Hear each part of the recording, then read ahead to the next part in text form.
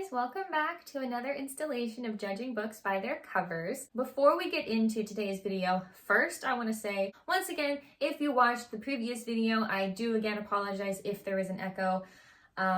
It's kind of hard to tell, honestly, so I do apologize. There's no furniture in the room I'm in right now, so could be very echoey, and I do apologize. And also, if you have subscribed to my channel at any point, if you've subscribed recently or at the very beginning of my channel, thank you so much for being here and welcome back. And I love that you're here.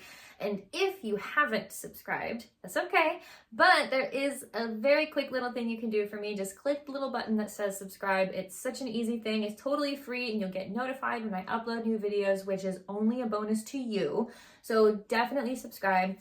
If you end up enjoying this video, please like, comment, and share. I want to hear your thoughts. I always want to see that you guys are enjoying my videos. And please share this video with anyone else that you think might also enjoy it.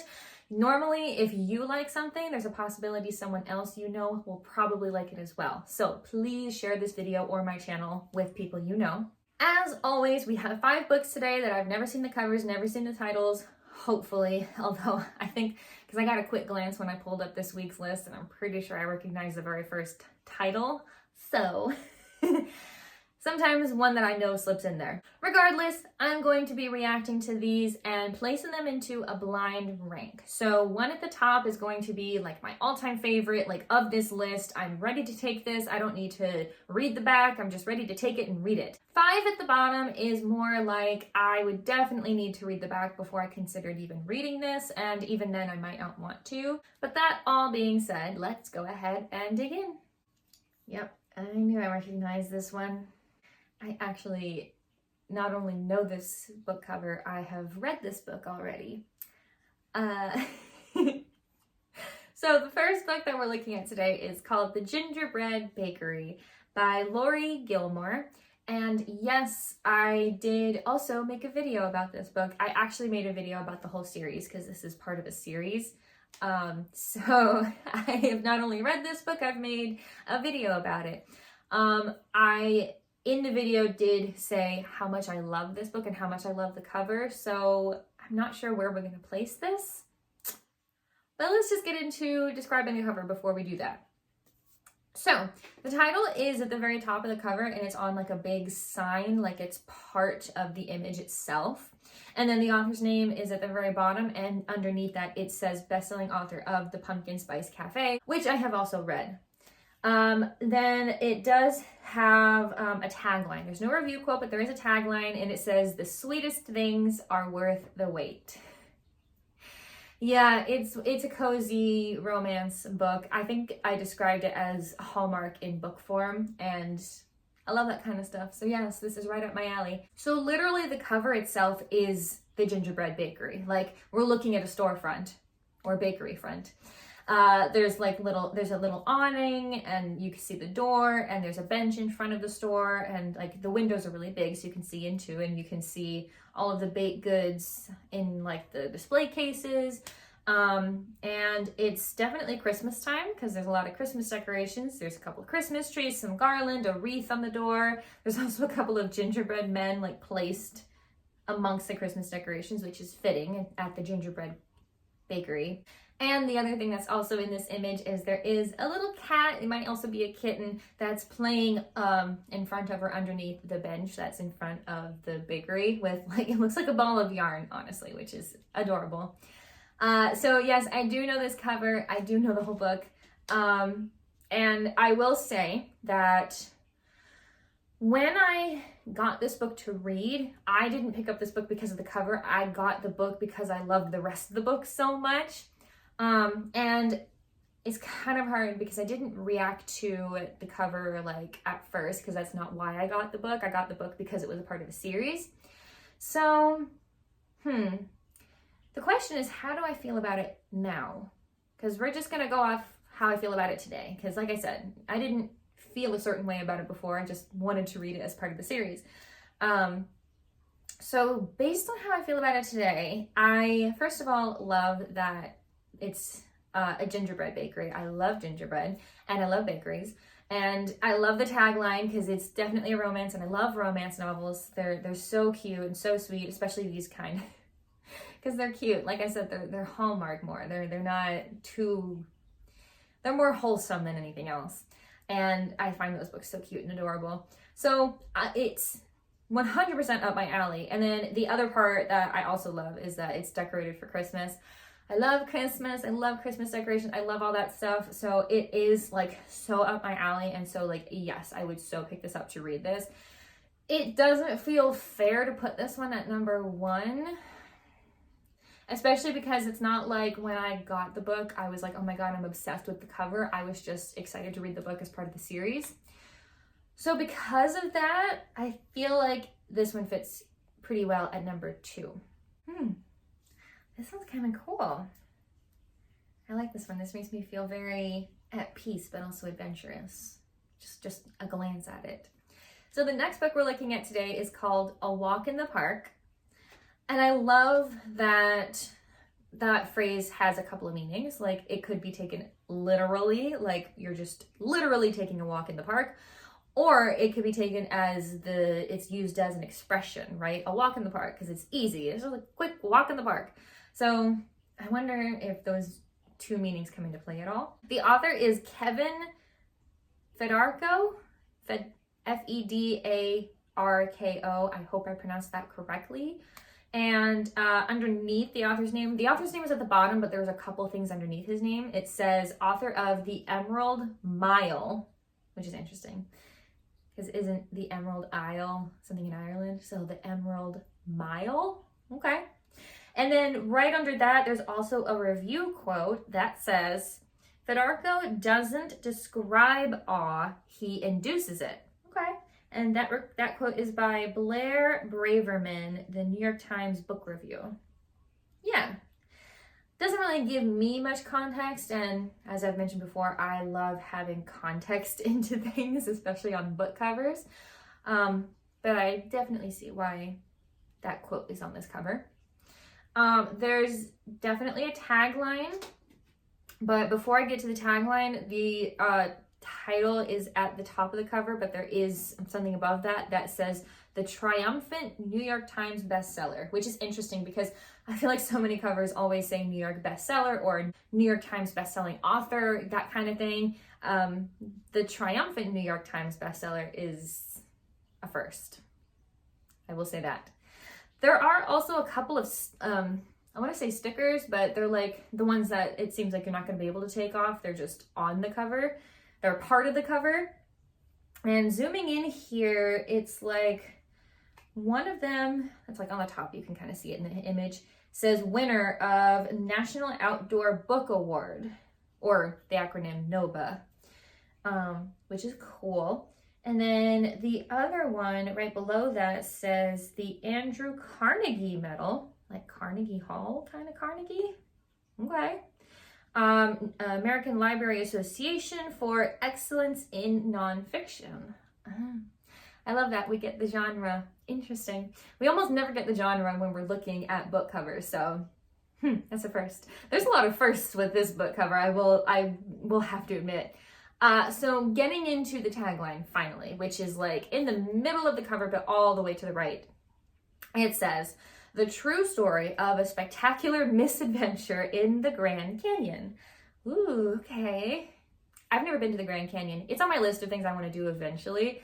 I just think it'd be fun to go see. I do like the outdoors. So I do think I'd be interested in reading this book. I am like, I want to say like a mid outdoorsy person. Like I normally don't read nonfiction. That's not my typical genre. But because I do like some outdoor things, I do like hiking. I do like just generally spending time outdoors. So I do think that aspect attracts me to this book.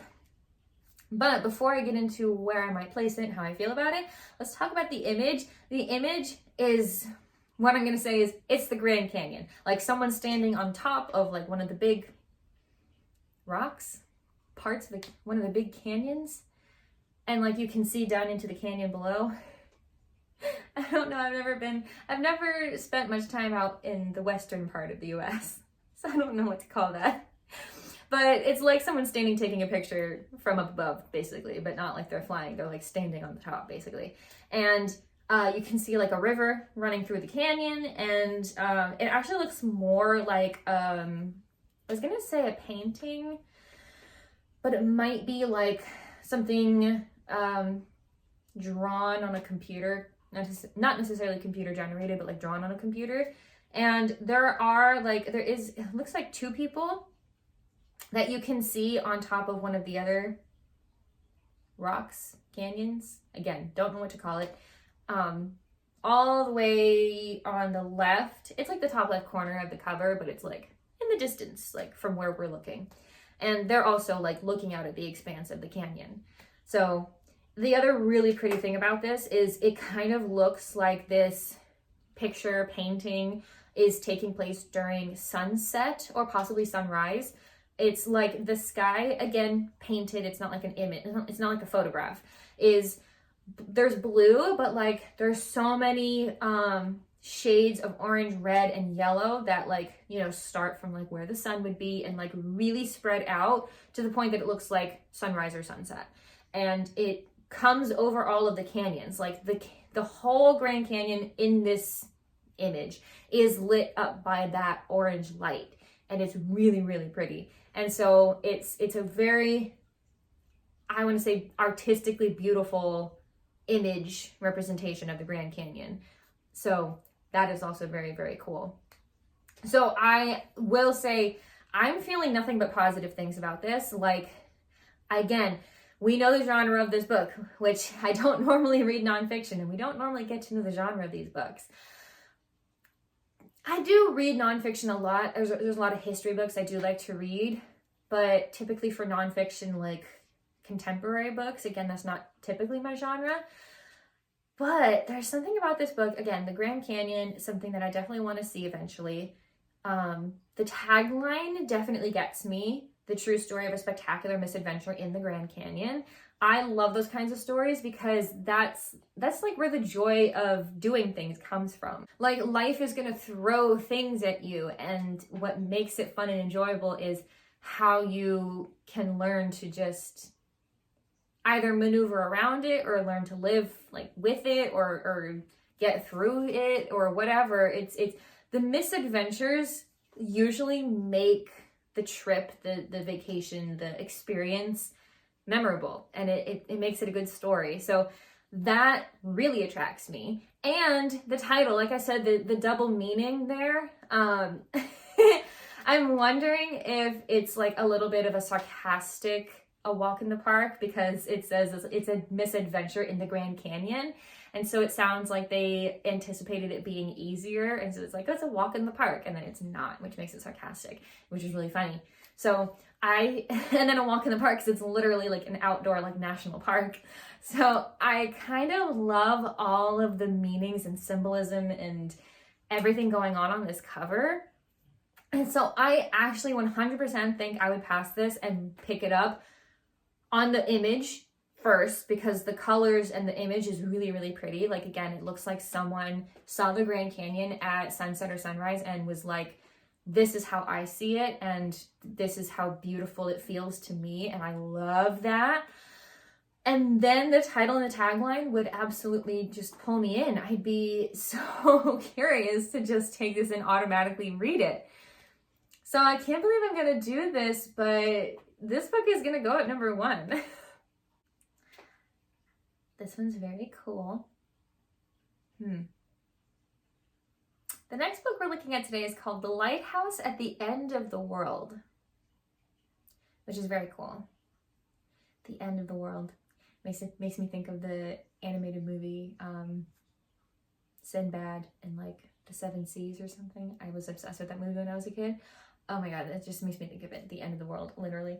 And so sorry, I digress. The author is Philip A. Sugars or Sugars. It's Suggars, and I'm not sure how to pronounce that, so I hope one of those two is correct. I'm so sorry.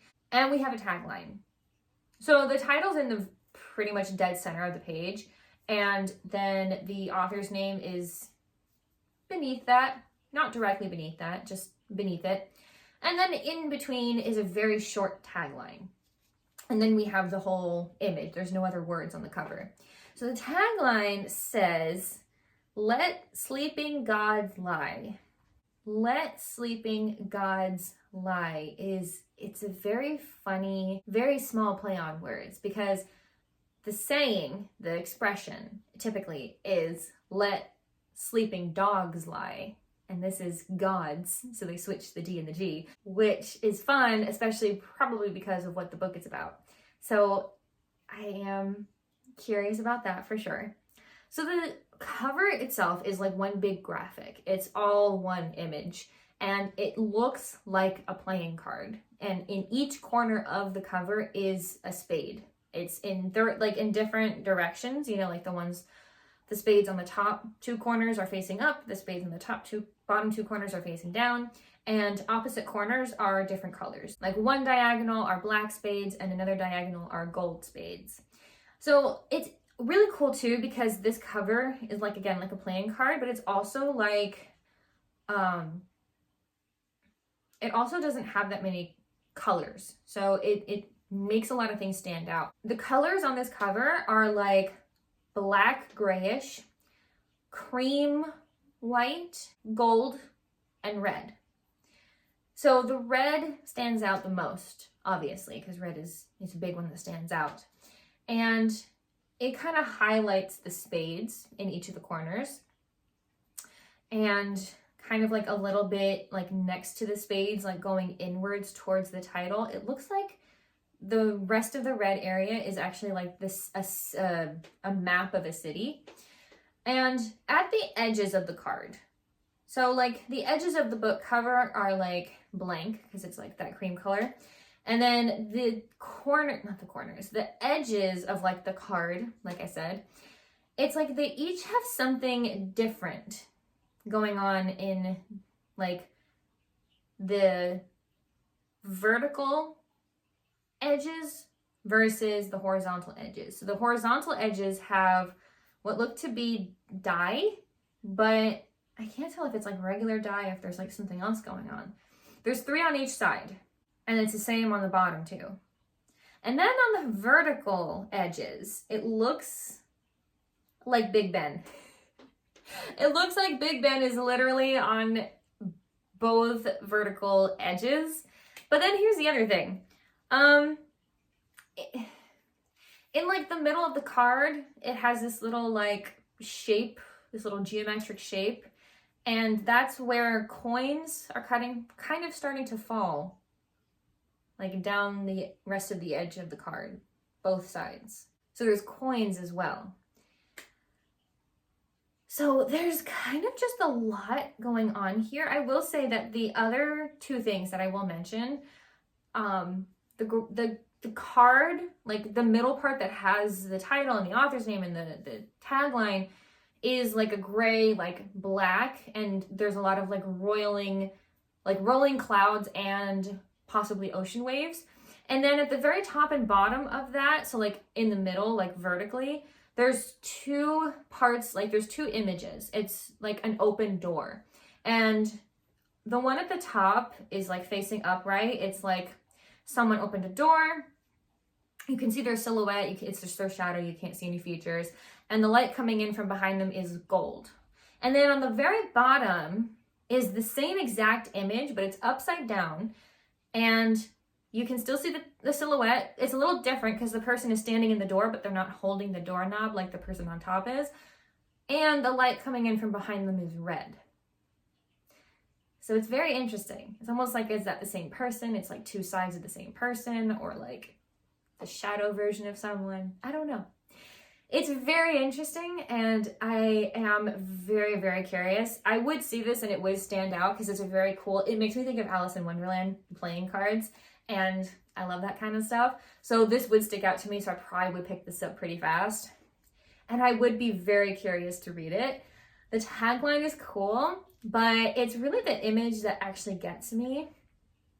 I think mostly of the images that actually really catches my attention are the spades in the corners and the 2 silhouettes of people in the doors. One that's right side up and one that's upside down.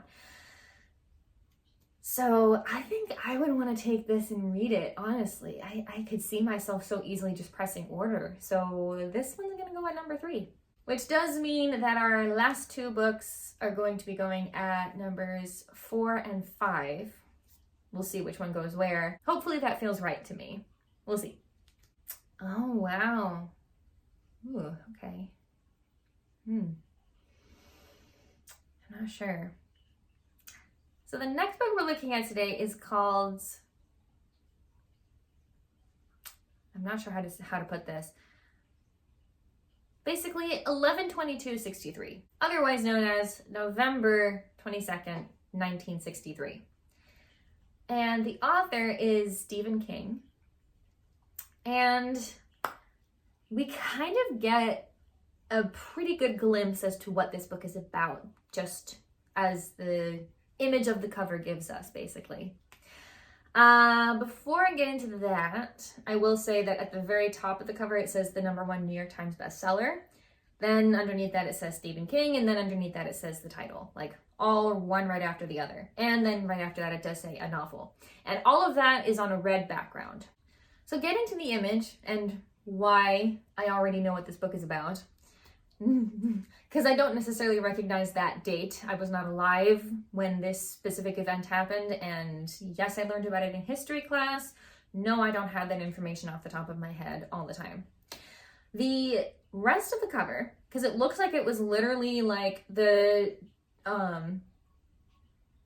title, like the top of the book with all of the words on it. It looks like the top part was like a piece of paper that was ripped off, and then underneath that is the rest of the cover that is the rest of that paper, which is the front cover of a newspaper. And the headline is JFK slain in Dallas, LBJ takes oath. So obviously this book is about, or at least centers around, the assassination of US President John F. Kennedy. And I'm assuming that November 22nd, 1963 was the day he was assassinated. Again, something you learned in history class, not something I know off the top of my head. I wasn't alive during then. And that's really, honestly, that's the cover. Like, if you, like, there's no other way to describe the rest of the cover. It's literally the front page of the newspaper that announced his assassination. Like, it has the date at the top, Saturday, November 23rd, 1963, which, you know, because it happened the day before. And, you know, there's a separate, smaller little tagline, First Lady emerges unharmed, shooter charged as killer. And then it goes into the story. And there's an image of the president and first lady in the vehicle as they're driving through Dallas. And that's the whole cover. It's literally, that's all it is. So I have to admit, okay, so the first thing I noticed when I pulled this cover up is obviously the author's name, because I pulled this cover up and the first big thing in font, like the first big font is Stephen King. So you see this book, you automatically see Stephen King, which for some people works because a lot of the time people have favorite authors and they're like, oh, I see the author's name, I'm automatically going to pick that up because I love that author. So that makes sense. I will say for me personally, I don't normally read Stephen King because he writes horror usually and gore. And don't get me wrong, I've never read the book, but I have seen the original, I'm going to say movie It with Tim Curry, but I think it's like a 2-parter, almost like TV movie kind of situation. I don't think it's like an actual like movie. And I really did like that a lot. It wasn't that scary for me, or it wasn't gore filled. Like I just don't do gore. Like scary is not necessarily the problem for me. It's gore that I have a problem with. I can't do that. But he does do a lot of gore. He does do a lot. He's known for his scary, gory things a lot of the time. And so I have to admit, seeing his name makes me a little apprehensive. But then kind of getting a little bit what I can of what the book is about, this sounds like an interesting topic. I have no idea if this book could be like historical accuracy, like that's like what's most prominent in the book, or if it's more like historical fiction with some horror or just scary story like centered around it. I don't know for sure. And I am curious. I feel like if I was handed this book by someone, I would read the back because I would be curious. But it would be unlikely for me to automatically pick up this book, mostly because of the author. I'm apprehensive when I know someone has a reputation for certain things. And hey, good on him. I know so many people that love his work. It's just not for me personally. I just can't handle it. So I kind of feel like because I would literally only even read the back if someone handed it to me, it kind of feels like this one has to go at number 5. Which means that our last book goes at number 4. And I don't know, it's a little bit more of a safer place to put a book that I'm not sure how I feel about yet. Okay. What am I trying to think of? It's like those movies, like apocalypse movies, you know, that always like have some sort of Sharknado type plot going on. I don't know. That's just what the image and title is making me think. But the last book we're looking at today that does go at number 4 is Cold Zero. I feel like that's a reference to something, but I'm not positive what the reference is. And the author is Brad Thor, but it also says underneath the author's name with Ward Larson. So maybe they co-wrote it, or at least Ward Larson had something to do with it. I'm not sure. I will say the author's name takes up half the cover, and that's not an exaggeration. It is ginormous in this cover. It is a humongous font. And I know that they do that on purpose because they're trying to get the author's name out there. And then, like I said before, like people like certain authors and be like, oh, I know that author, let me pick that book up. But still, like crazy design choice, like as a cover. So the author's name is at the top, but like right above that, it does say #1 New York Times bestselling author. Always, almost always says that. And then the title is at the very, very bottom of the cover, but on the side, like on the left, kind of going vertically, it says a thriller. So that's pretty cool. I do enjoy thrillers. I do think they're pretty cool and they are enjoyable for me. So that's really all the words on the cover.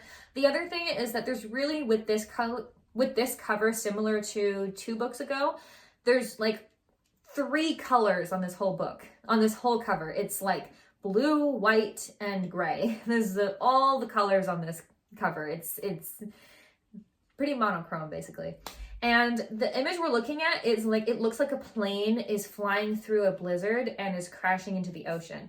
But we're standing from the perspective of someone somehow in the ocean that is taking a picture of the plane, and the plane is like just a couple of meters above the ocean, and we're like right above the engine's right about to go over our heads, and the wing of the plane is going sideways, and you can see all that, and you can see the blizzard coming at us, and that's the perspective that the cover is taken from, basically.